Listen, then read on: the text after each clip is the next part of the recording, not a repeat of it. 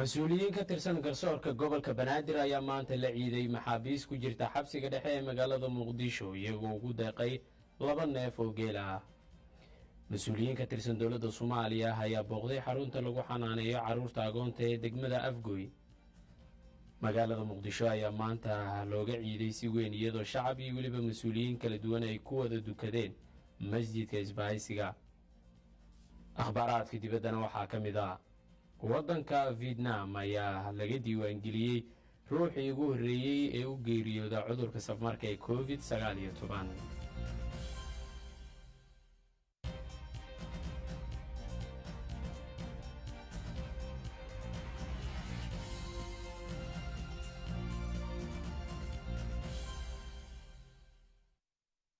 ciid wanaagsan daawadayaal, habeen wanaagsan, is-arag wanaagsan ayaanu hawada idinka leenahay. intii hore aad daawateen waa qodobada warka habeennimo ee telefishinka qaranka Soomaaliyeed idiin hayay kuwada ugu doorkaroon xilligan iyo wixii ka dambeeyana u diyaar garooba hadduu alla qadaro warkii oo dhammaystiran oo idinla socodsiiyo anigoo Cabaas Maxamed Nuura. mas-uuliyiinta garsoorka gobolka Banaadir ayaa maanta la ciiday maxaabiis ku jirta xabsiga dhexe ee magaalada Muqdisho iyagoo ugu deeqay 2 geel oo neef ah. Cabdullaahi Maxamed Amiin Cabdullaahi Qorshe ayaa warkan si aanba qaaday. maalinta koowaad ee Ciidul Adxa oo maanta loo dabaaldegayo ayaa madaxda garsoorka gobolka Banaadir waxay booqdeen maxaabiista ku jirta xabsiga dhexe si ay ula qaataan dareenka farxadda Ciidul Adxa ayagoo u geeyay 2 neef oo geel ah oo ay ugu talagaleen maxaabiista xabsiga dhexe inay qayb uga noqdaan dadka dabaaldegaya maanta. maxamed axmed cusmaan barri gudoomiyaha maxkamadda racfaanka gobolka Banaadir ayaa sheegay in ujeedka booqashadoodu ay ka mid tahay ka warqabka mas-uuliyadda saaran xaaladda maxaabiistan ay si dhow la socon doonaan. ujeedadu wax kale ma ahayn, waxaan ugu talagalnay inay ogaadaan maxaabiistu in sidii meesha loo keenay aan loogu iloobin, maadaama shalay maxkamaduhu ay soo xukumeen ay weli ay mas-uuliyad ka saaran tahay ilaalinta xuquuqdooda iyo la socodka isbedelada ku dhacay. waxaan si joogto ah ula soconnaa madaxda asluubta iyo madaxda xabsiga dhexe. waxaan samaynaa kormeer joogto ah oo aan kula soconayno xaaladaha maxaabiistu ku sugan yihiin. maalin walba ama toddobaad walba waxaa la keenaa ribood ku saabsan dadka maxaabiista ah. waxaan ka shaqaynaa ciddii aan weli maxkamadda la horgeynin inay cadaalad hesho si maxkamadda loo horgeeyo. wax weyn idinma keenin, waxaan ugu talagalnaa inaan idinla qaybsanno dareenkeenna, maadaama dad Soomaaliyeed oo bulshada Soomaaliyeed qaybaheeda kala duwan ka yimid aad tihiin, aadan haysanina xorriyad aad eheladiinna iyo qoysaskiinna kula ciidaan. maadaama garsoorku uu yahay dadkii xorriyadda idinka qaaday, waxaan go'aansanay inaan idinla qaybsanno oo aan anagu idinla ciidaysanno. gudoomiyaha maxkamadda gobolka Banaadir Cabdiqadar Maxamed Xasan ayaa ugu baaqay maxaabiista inay ka faa'iideystaan waqtiga ay dhameysanayaan xukunkooda lagu xukumay, isla markaana marka ay halkan ka baxayaan bulshada ay kula laabtaan waxtar fiican.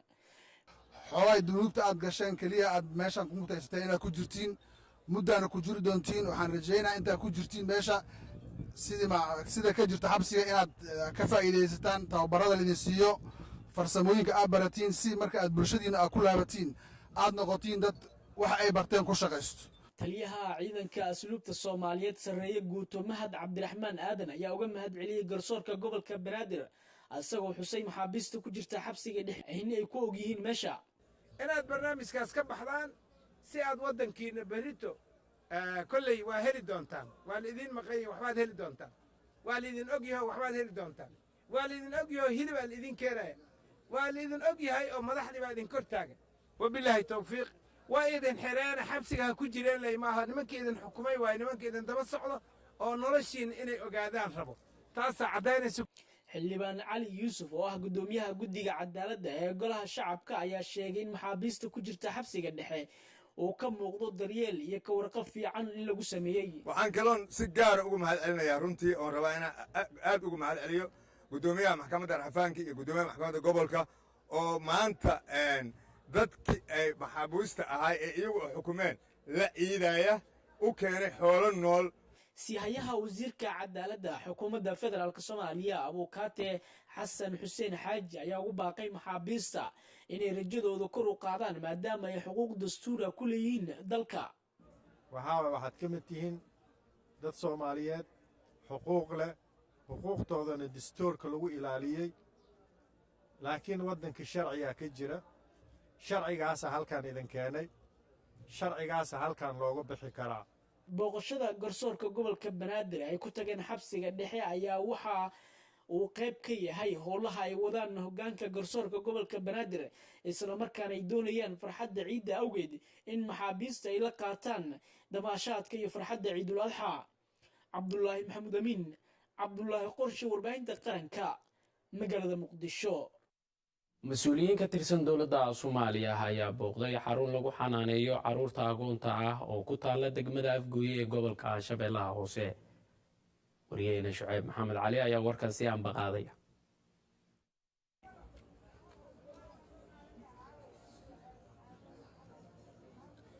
halkani waa xarunta barbaarinta carruurta agoonta ah ee xero kacaan degmada afgooye ee gobolka shabeellaha hoose ku dhowaad 300 oo ah carruur isugu jirta agoon kuwa laga soo ururiyey wadooyinka muqdisho iyo qaar waalidkoodu kari waayey bixinta qarashka waxbarashadooda ayay u tahay hooy iyo goob ay wax ku bartaan duruufo adag ayay soo mareen intooda badan maantase waxa ay leeyihiin dowlad dhabarka u ridatay daboolidda baahiyahooda nololeed ee aasaasiga ah waxaana si gaara nolosha carruurta halkan ku jirta uga warhaya madaxweynaha jamhuuriyadda mudane maxamed cabdulaahi maxamed farmaajo annaga haddaan nahay mas-uuliyiintii xarunta intaas leega 4 jid u dhaxayso awalan waa badbaadina ujeedka u badbaadina waxay ahayd agoona lagu caawini jiray in agoonta ay u baxsato lagu caawino maanta waxaa arkaysiin ujeedkii loo dhisay in la fuliyey ee dawladdu way fulisay ay lagu barbaarinayo carruurtii uuna kafaalo qaaday carruurtaas madaxweynaheena jamhuuriyadda soomaaliya waa u mahad celinaynaa xildhibaan nuur siidow baaba oo ka tirsan xubnaha golaha shacabka baarlamaanka federaalka soomaaliya cabdinuur maxamed axmed agaasimaha warfaafinta iyo xiriirka warbaahinta madaxtooyada qaranka iyo maxamed cabdulaahi maxamed tuulax gudoomiye ku-xigeenka amniga iyo siyaasadda gobolka banaadir ayaa booqasho ugu tegay carruurtan si ay ula qaybsadaan dareenka farxadeed ee maalinta koowaad ee ciidda carafo una soo gaarsiiyaan salaan iyo deeq kaga timid madaxweynaha dalkooda waxaan rabaa inaan halkan mahad gaara aan ugu jeediyo maamulka xerada kacaan oo runtii maantay noo muujiyey soo dhoweyn aad iyo aad u wanaagsan annagoo halkan u soo ciid doonanay meeshaan ka wanaagsan oo maanta aan ku ciidi lahayn oo ilaahay subxaanahu wa tacaalaa uu sameeyey ma lahan meesha ugu fiicanan maanta ku ciidnay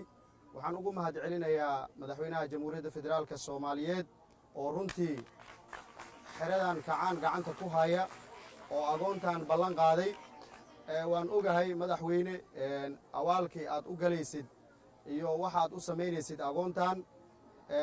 ilaahay ayaa kaa jaasinaya ilaahay subxaanahu wa tacaala ayaa ku siinaya abaalmarinteeda cabdinuur maxamed axmed agaasimaha warfaafinta madaxtooyada dalka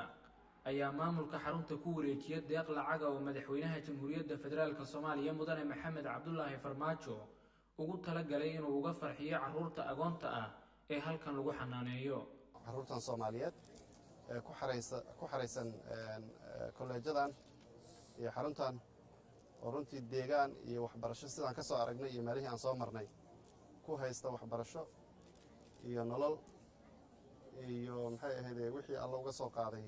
madaxweynaha jamhuuriyadda federaalka soomaaliya mudane maxamed cabdulaahi farmaajo oo tan iyo markii la doortay carruurtan si gaar uga warqabay waxaan garowsannay wax lala farxo wax lala ciido wakhtina lala qaato oo agoon ka fiican ma jirto waxaa ilaahay mahaddiisa walaashan faadumo in muddadii 30 sano ahayd ee burburka uu jiray inay xaruntan gacanta ku haysay yacni baarkinadii iyo meelihii lagu ciyaari jiray iyo garoommadii iyo xarumihii jiifka iyo waxbarashadii iyo wax walba u dhammaystiran yihiin marka runtii farxad gaar ay noo tahay waxaan leenahay nabad ku ciida waxaana idinka warqabi doonaa insha allah madaxweynahana salaana idinkaga sidnaa waana idinka sii warqabi doonaa haddii eebbe idmo maxamed cabdulaahi tuulax gudoomiye ku-xigeenka amniga iyo siyaasadda maamulka gobolka banaadir ayaa maamulka iyo macallimiinta xaruntan uga mahad celiyey sida ay ugu dhabar adeegeen barbaarinta ubadka soomaaliyeed waa uga mahad celinaynaa madaxweynaha oo runtii mar walba jecel inuu ka warqabo sida aad arkayseen xarumaha iyo goobaha aan soo marnay meeshan waa meel taariikhiya oo wakhtigii dowladdii dhexe ay jirtay ahayd goobaha ugu muhiimsan dalka ee laga soo saaro ubaxa dalka ama dhalinyaro badan oo maanta waddanka macno ugu fadhida ay ka soo bixi jirtay maamada oo runtii aan odhan karo ma jiro qof dumar ah oo soomaali ah oo xarun intaan la eg gacan ku haya ama badbaadiyeyba xilligii dagaalada sokeeye ay jireen maamo ilaahay ajra kaa siiyo halkan waa dugsiga hoose dhexe iyo sare ee kacaanka degmada afgooye ee gobolka shabeellaha hoose ku dhowaad 300 oo ka mid ah carruuraha agoomaha iyo danyarta isugu jira ee halkan ama xeradan lagu xanaaneeyo ayaa wax lagu baraa waxa uuna ka kooban yahay fasallada dugsiyada hoose dhexe iyo sare waxaana si bilaasha uga faa'iideysta dhalinta ama carruurta soo koraya ee halkan ku nool run ahaantii anigu waxaan ka mid ahaa dadka ku nool degmada xamarweyne gaar ahaan ceelgaabta halkaasna waxaan ka cabi jiray koolada haddana halkaasi waxaa iga soo badbaadiyey asluubta soomaaliyeed oo isoo qabatay oo ay keentay xarunta kacaanka ex-kacaan halkaasna waxaan ku bartay qur-aanka kariimka qur-aanka waxaan dhameeyey 4 jeer alxamdulilaah iskoolka waxaan ahay fasalka 8aad waxaan bartay 40 axaadiis siirada nebiga safiinatu salaad iyo in ka badan halaas oo cilmi ah haddana maanta nolosheeda waxaan ugu faraxsanahay aad iyo aad oo aan ka soo baxay mugdigii ku jiray oo ilaahay iga soo bixiyey oo iftiin ii keenay oo cilmi iyo aqoon oo ii kordhay maantana waxaan u mahad celinayaa dhammaan dadkii ka dambeeyey horumarkayga iyo higsigayga shucayb maxamed warbaahinta qaranka afgooy magaalada muqdisho ayaa maanta si weyn looga ciiday iyadoo shacab iyo weliba mas-uuliyiin kala duwan ay ku wada dukadeen salaada ciidul adxa masaajidka isbaahaysiga wariyaheen cabdirasaaq xaaji saleebaan ayaa warbixinta warkan inoo sii ambaqaadaya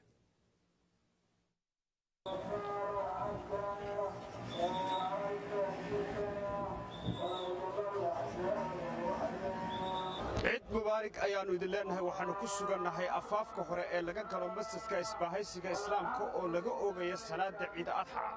waxaana jira dad badan oo ka imanaya degmooyinka gobolka banaadir dhammaantoodna ku soo qulqulaya oo soo gaadhaya masaajidka isbaahaysiga islaamku ay ka socoto salaada ciida adxa maanta waa maalinta koowaad ee ciida adxa sidoo kalena waa maalin jimco ah waxaana da'aya roob ay ku qabowsadeen dhammaanba dadkii xilliga hore soo gaadhay masjidka isbaahaysiga oo ka mida goobaha sida weyn loogu tukado salaadaha ciidda iyo jimcayaasha dadku waxay isugu jiraan rag haween iyo weliba carruur dhammaantoodna waxaa wejiyadooda ka muuqata farxad aad u sarraysa iyo diyaargarow xoog loo ku aadan maalinta ciidda dadweynaha salaada ciidda ku tukanaya masjidka isbaahaysiga ayaa kuwa uu dhammaantoodba wejiyadooda laga dheehan karo farxad aad u sarraysa iyagoo geesta kalena si weyn isugu soo diyaariyey maalintan qaaliga ku ah guud ahaanba islaamka shacabka soomaaliyeed ee nasiibka u helay maalinta koowaad ee ciida adxa ee ku tukaday masjidka isbaahaysiga ee magaalada muqdisho oo la hadlay warbaahinta qaranka ayaa farxadda ciidda awgeed eheladooda asxaabtooda ku nool daafaha adduunka u diray salaan waana kuwan qaar ka mida oo la hadlay warbaahinta qaranka maanta aadaan u faraxsannahay waa maalinta koowaad ee ciidul adxa dabcan waxaan u soo tagnay salaada ku tukanaa masjidka isbaahaysiga aad bay noo farxad gelinaysaa maasha allah maanta halkan waxaa ku tukaday kumanaan muslimiin ah oo salaada ku oogay runtii halkan waxaan ka salaamayaa dhammaan ehelkayga iyo qaraabadeeda meelkay joogaan sidoo kale waxaan halkan ka salaamayaa madaxweynaha jamhuuriyadda federaalka soomaaliya mudane maxamed cabdulaahi farmaajo xukuumadda baarlamaanka iyo dhammaan ummadda soomaaliyeed iyo dhammaan iyo hogaamiyaasheeda waxaan leeyahay kulla caam wa antum bikhayr ciid wanaagsan waxaan intugu hambaliyeynayaa ummadda soomaaliyeed meel kastay joogaan ciidul adxa waxaan ku hambaliyeynayaa meel walba ay joogaan waxaan halkaa ka salaamayaa ummadda islaamka meel kastay joogaan qaraabadeeda ehelkayga asxaabteeda waxaan rabaa inaan halkan munaasabadda ciidul adxa ka salaamo ummadda soomaaliyeed meelay joogaanba waxaan leeyahay ciid wanaagsan dhammaantiin ku ciida ciid wanaagsan oo barwaaqaa ilaahayna waxaan ka rajaynayaa sanadka sanadkiisa in ilaahay nagu gaarsiiyo nabad iyo nolol iyo barwaaqo iyo horumar insha allah waxaan halkan ka salaamaya ummadda islaamka meel bay joogaan waxaan leeyahay ciid saciid ciidul adxa waxaan halkan ka salaamayaa hooyadii macaan iyo aabbahay iyo dhammaan ummadda muslimiinta oo ugu horeeya madaxweynaha dalka maxamed cabdullaahi farmaajo waxaan leeyahay sanadkaas sanadkiisa ciid wanaagsan kula caam wa antum bikayr dhammaan ummadda islaamka meelay kastay joogaan waxaan ugu tahadcelinayaa munaasabadda aadka u ballaaran ee ciidul adxa waxaan leeyahay taqabbal allahu mina wa minkum bisaalix alacmaal ilaahay ha naga aqbalo acmaasha saalixaadka ee wanaagsan ee soonta iyo sadaqada iyo salaada iyo khayraadka aad iyo aad u fara badan waxaan ilaahay subxaana watacaala nooga rajaynayaa ciiddeeda sanadkiisa inuu nagu gaarsiiyo barwaaqo iyo bashar nabad iyo horumar iyo wanaag ciidan maanta ayaa ka duwan kuwa hore sababtoo ah intii lagu jiray salaada ciidda ayaa roobba higaani soo da'ay taasi oo jawigii ka dhigtay mid wanaagsan qof kastaana uu ku faraxsan yahay nimcadan ilaahay siiyey maantoo ah maalin ciida cabdirasaaq xaaji saleebaan warbaahinta qaranka magaalada muqdisho boqolaal shacab ayaa maanta damaashaadka ciidda u tagay xaafadda daarusalaam ee duleedka magaalada muqdisho cabdiqaadir shacab ayaa warkan si ambaqaaday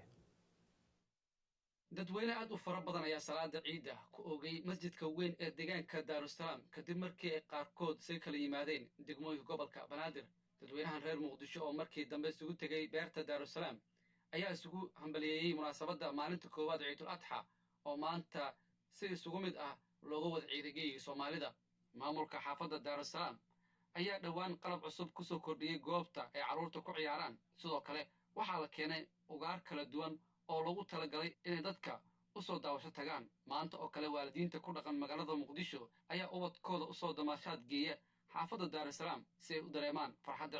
ciidda carafo ayaa ah ciidda labaad ee islaamka uu leeyahay marka laga soo tago ciidulfitriga waxaana ummadda soomaaliyeed ay isu rajeeyeen in sanadka midkiisa xiga alle ku gaarsiiyo cimri iyo caafimaad nabad iyo caano waa kuwan qaar ka mid a bulshada u soo damaashaad tegey daarusalaam oo la hadlay warbaahinta qaranka maanta waxaan dareemayaa maalin weyn inay tahay waa maalin farxadeed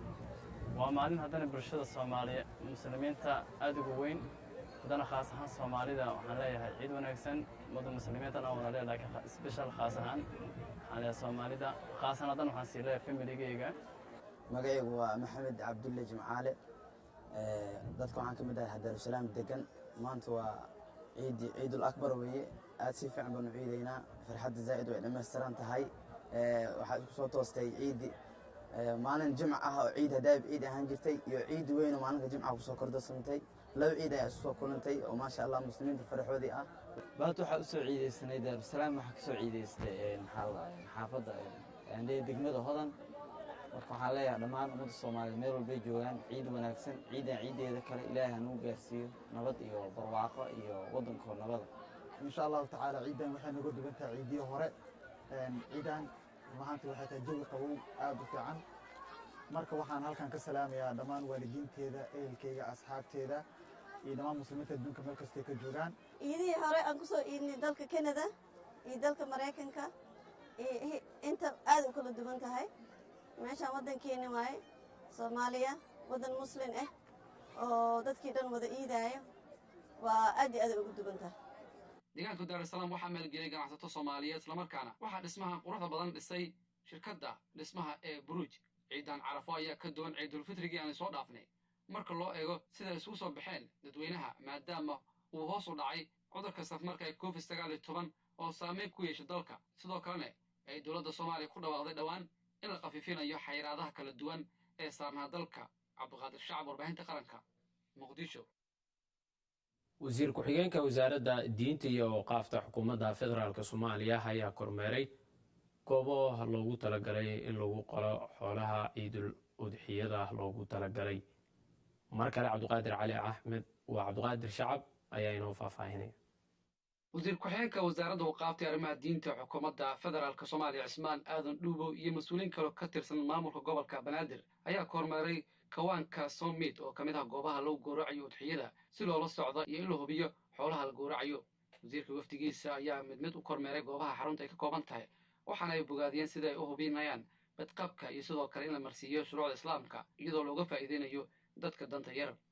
dhammaan gobollada dalka ayuu ka socdaa mashruucan lagu gowracayo kumanaan xoolaha oo loogu talagalay 3 cisho ah ee maalmaha ciidda carafo sida uu sheegay cabdifataax aadan macalin madaxa hay'adda qatar jaarati ee soomaaliya dabcan mashruucan halkan aan ka daafurayno wuxuu ka socdaa qaybo badan oo soomaaliya sida magaalada muqdisho maanta joogno baydhabo kismaayo beledweyne gaalkacyo iyo hargeysa waxaan intaaba wada gaarsiinaynaa hilibkii udxiyada mise xoolihii udxiyada waan ugu talagalnay qoysaska u baahan xilligan adag ee soomaaliya jooga agaasimaha guud ee wasaaradda waqaafta arrimaha diinta xukuumadda federaalka soomaaliya cumar faaruuq ayaa ugu mahad celiyey dadka muxsiniinta ee u gargaaraya dadka danta yar aadan ugu mahad celinayna runtii hay-adda qatar jaarati iyo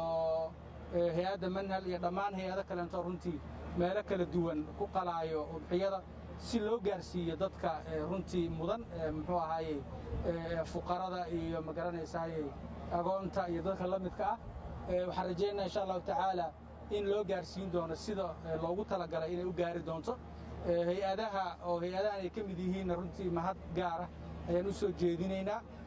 wasiir ku-xigeenka wasaaradda waqaafta arrimaha diinta xukuumadda federaalka soomaaliya cismaan aadan dhuubow ayaa ku dhiirigeliyey hay-adda siday u gargaarayso dadka danta yar u baahan caawinaadda iyo maamulka hay-adda runtii waxaan ku ammaanaynaa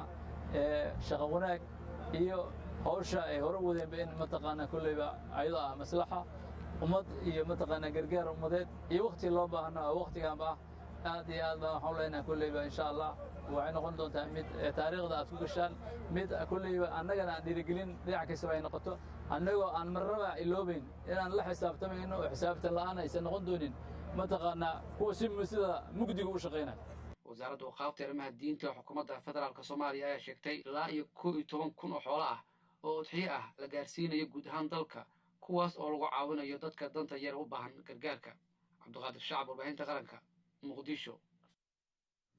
isla wararkii ciidaha ayaynu ku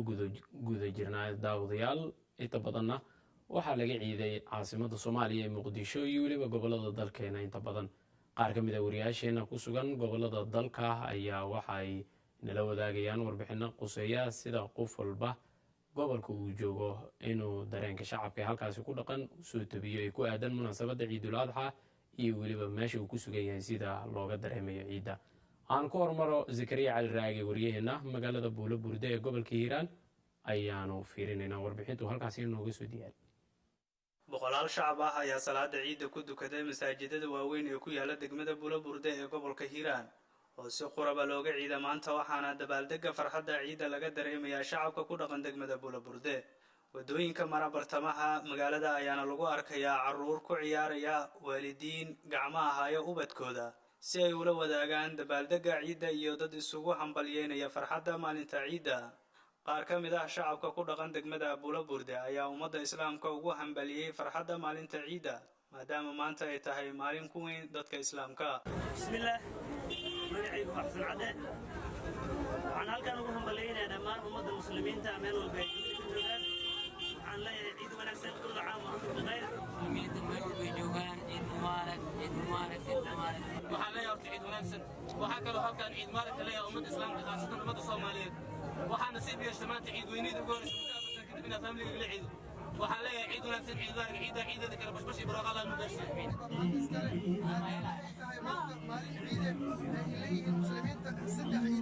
gudoomiyaha degmada buulo burde faysal haajir aadan duqaha degmada buulo burde maxamed sheekh sharaawe iyo gudoomiyaha siyaasadda jaliil ciise foodey ayaa iyagana hambalyada la qaybsaday dadka shacabka ah waxaan leeyahay ciid wanaagsan markaleeto ciidamada qalabka sida ee meel kasta ay ka joogaan degmada ka gurto kuwa hil walaal iyo kuwa xoogga dalkaba waxaan leeyahay iyagana ciid wanaagsan maanta waa maalin ciid ah waa maalin dhammaan ummadaha muslimiinta meel kastoo ay joogaan u ah maalin ciid ah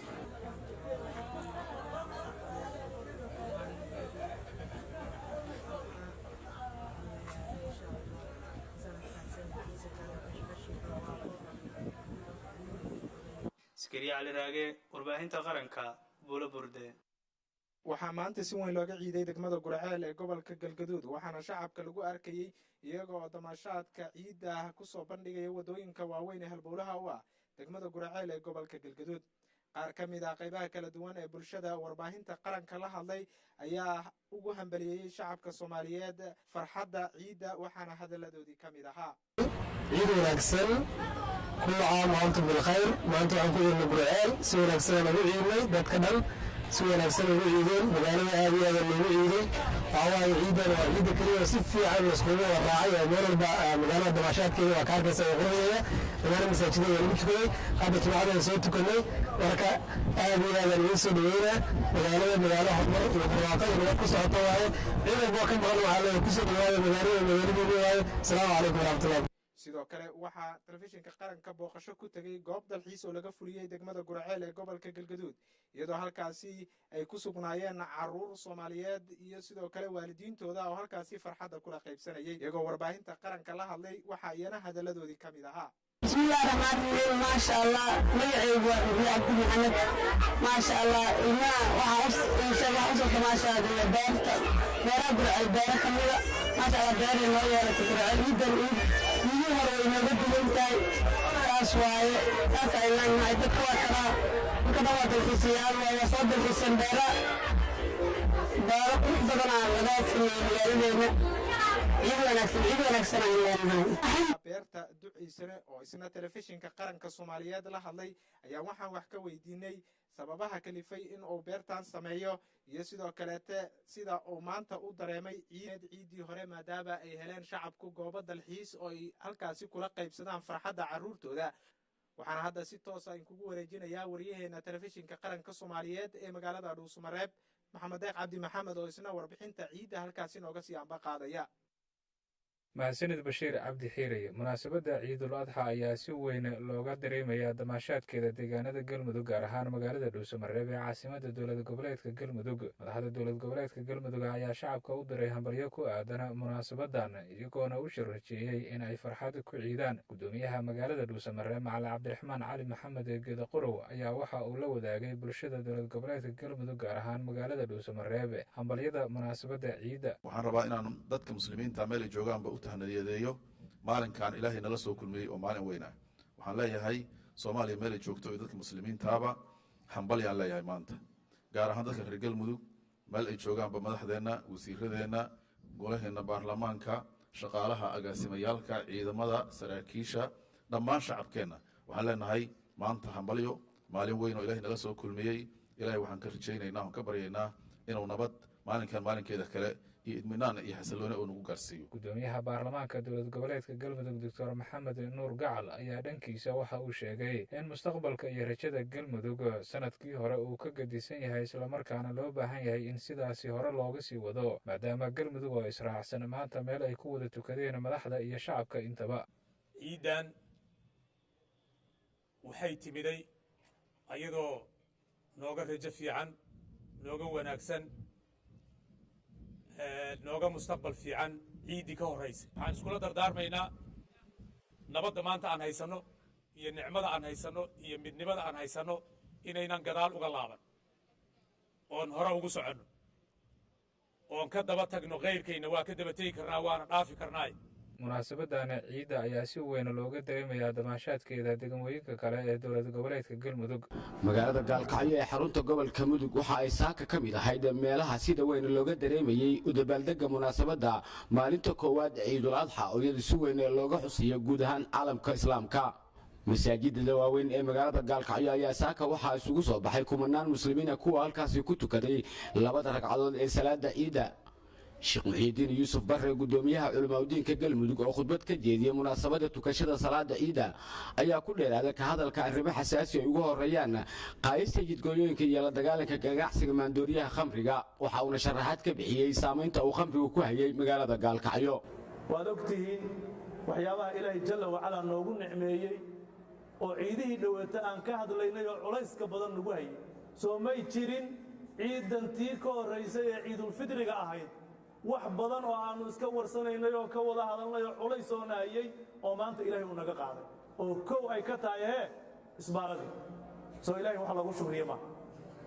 oo laba ay ka tahay khamradii aad ogeydeen inay sharaab la cabo oo caadiya deegaankanaga ka ahayd maanta inay markay u badato lala dhuudhuumanayo guryaha qaybo ka mida lagu qarinayo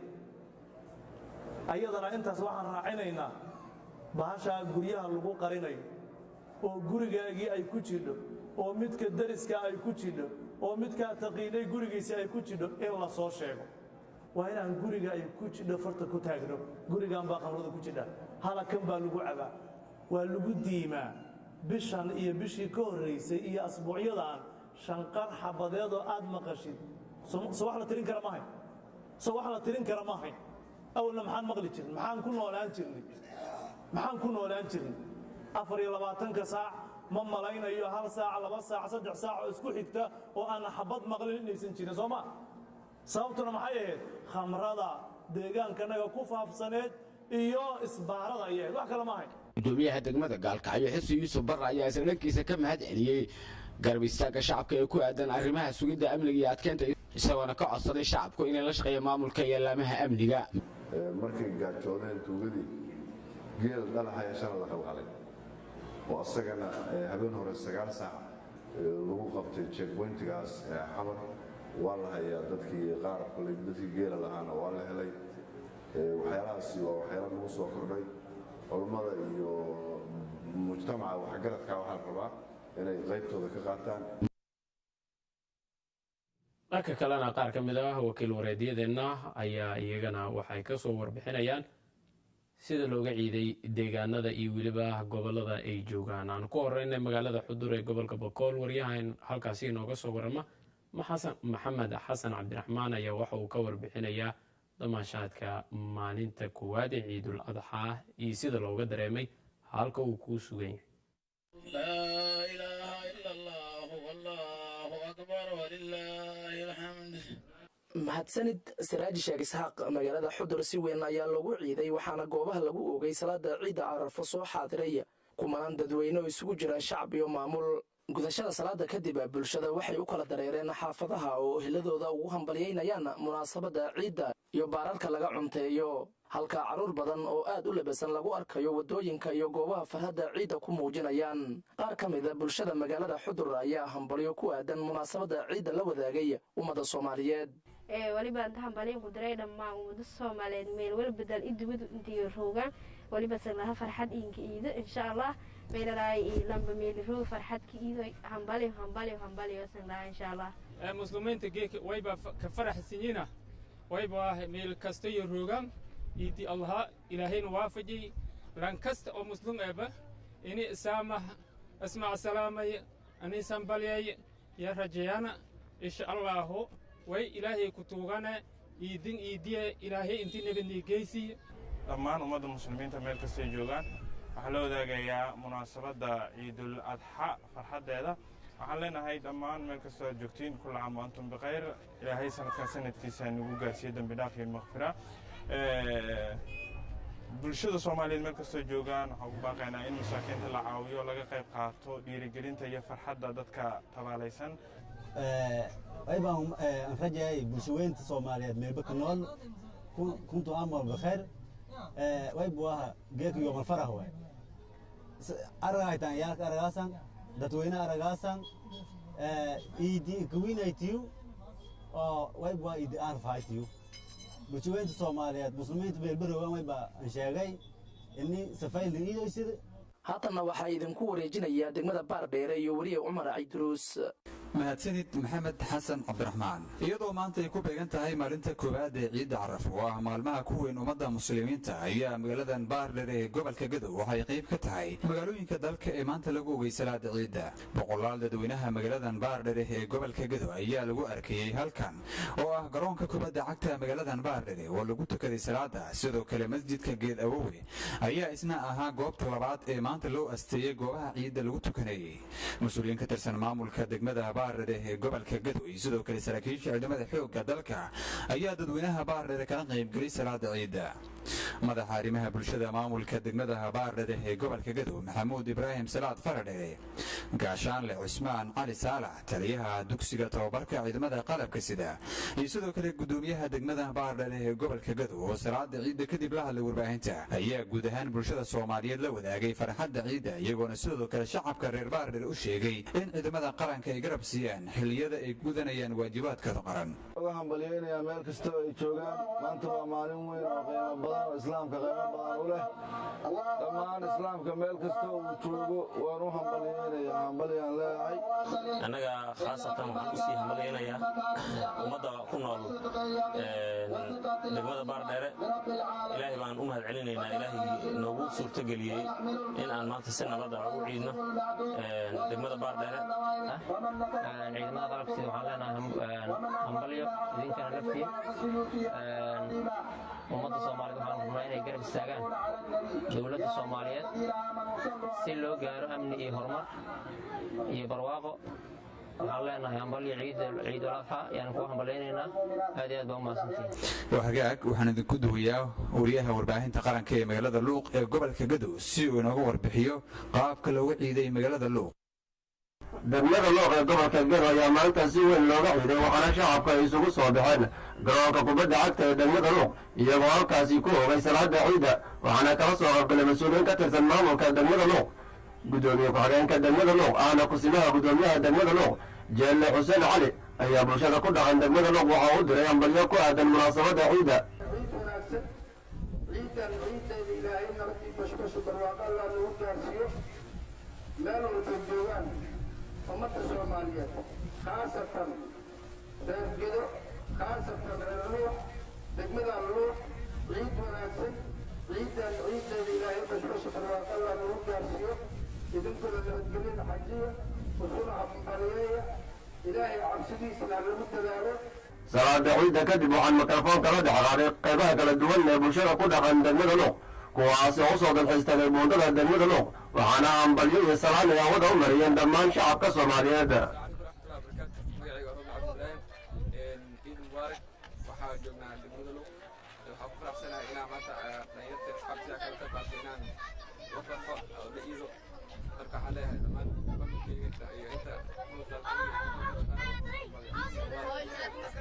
ورانتي ميعي وسيام عبد القادر بن وحنا دريت في ليس دغمه لو قدول كده نادي انا فرحسنا ما انت عيد عن الى امانك مسلمين تمام كستيجوغان كل عام وانتم بخير السلام عليكم ورحمه الله وبركاته ما شاء الله اصحاب الجو كل عام وانتم بخير السلام يا امه الصوماليه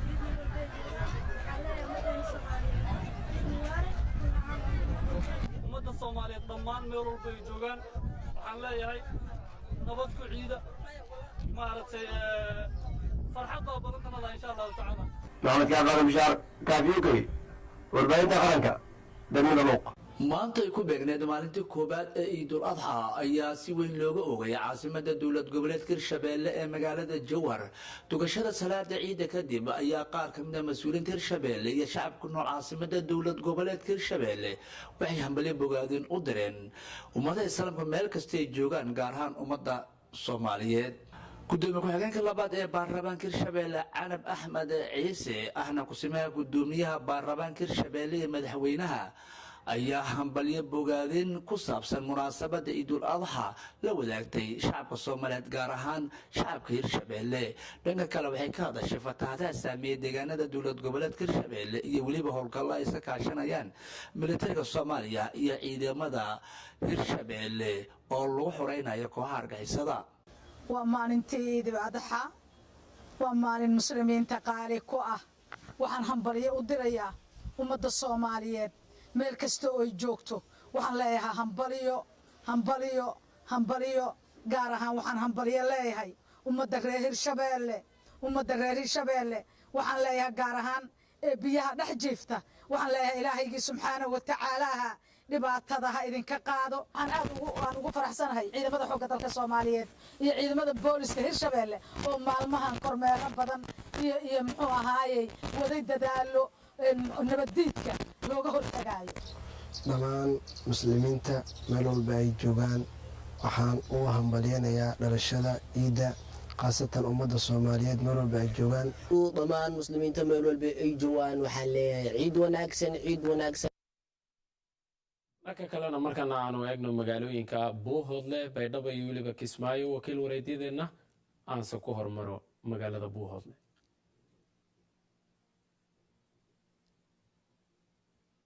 mahadsanid bashiir cumar cali magaalada buuhoodle ayaa maanta waxaa laga ciiday munaasabadii ciidda garoonka kubadda cagta ee magaalada buuhoodle ayaa waxaa iskugu soo baxay boqolaal muslimiin oo faraxsan si ay u gutaan munaasabada ciidda waxaana ugu horreyntii halkaa ka hadlay qaar ka mid a dadkii ka soo qayb galay munaasabada ciidda ayagoona hambalyo iyo bogaadin hawada u marinaya asxaabtooda waxaan halkan hambalyada ciidda la wadaagaya dhammaan ummadda islaamka meel kastay joogto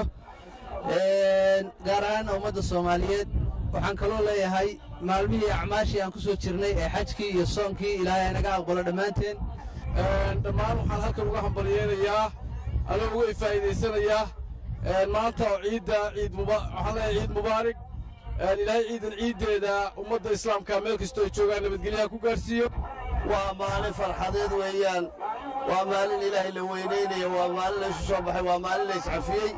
ilaahayna waxaannu ka baryaynaa muslimiinta meelayba joogaan ba in ilaahay subxaanahu wa tacaalaa uu maaragtay nasri khayr qaba ilaahay u soo rogo ilaahay inuu daaqaad cusub u furo dhibaatooyinka ay ku jiraan ilaahay ka reebo kuwa ku soo aadanna ilaahay ka duwo khaasatan dadkaas soomaalida ay dhibaatooyinka badan ku kulmeen ee maaragtay iminka 30 sano rafaadka istaba socodka ku jira ilaahay maaragtay ha u soo rogo maaragtay maalin macnaha uga dhigo maalin khayr leh oo maaragtay dhibaatada alla ka saaro ilaahay subxaana wa tacaala waa mahad iskale waxaan halka ka salaamayaa ummadda muslimiinta islaamiyeed kastoo joogto gaar ahaan ummadda soomaaliyeed waxaan leeyahay ciid mubaarig kulli caam wa antum bikhayr taqabbal allahu minna wa minkum saalix alacmaal waxaan halka ka salaamayaa dhammaan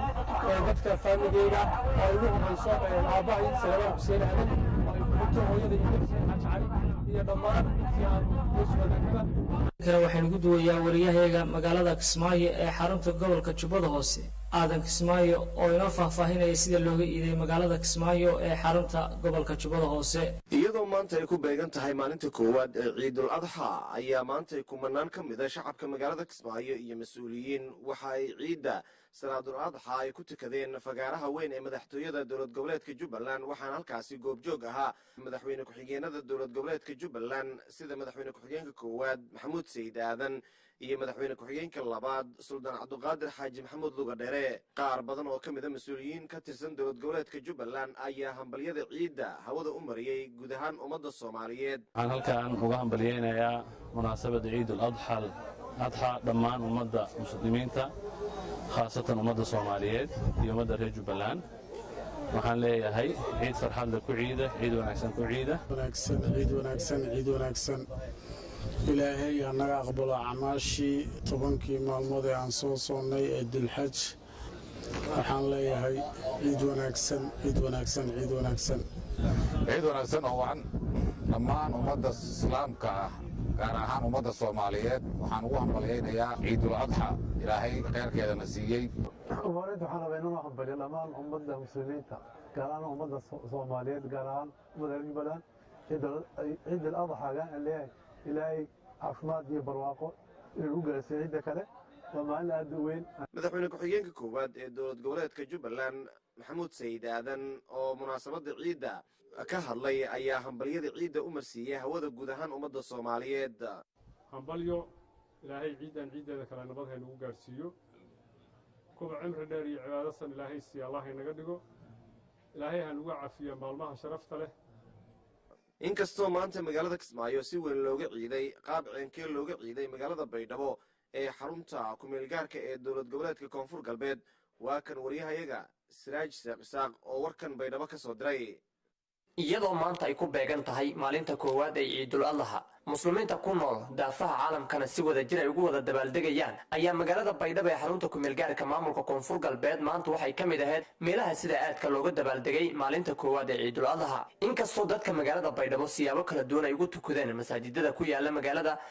ayaa haddana waxaa jirtay madaxda maamulka Koonfur Galbeed oo salaada ciidda kula tukaday qaar ka mid ah shacabka magaalada Baydhabo fagaaro weyn oo ku yaala xarunta aqalka madaxtooyada ku-meel gaarka ee magaalada Baydhabo halkaasi waxaa ka soo qayb galay madaxweyne Cabdicasiis Xasan Maxamed Laftagareen iyo gudoomiyaha golaha wakiilada Dr. Cali Saciid Fiqi wasiiro xildhibaano odayaal dhaqameedyo iyo qaybaha kala duwan ee bulshada rayidka salaada kadib waxaa mikrofonka aan la dhaxmaray qaar ka mid ah shacabka magaalada Baydhabo waxaana inta badan ay hambalyo u dirayeen ummadda muslimiinta meel walba ay joogaan gaar ahaan ummadda Soomaaliyeed iyo sidoo kale ehelkooda iyo qaraabadooda بسم الله الرحمن الرحيم كل عام وأنتم بخير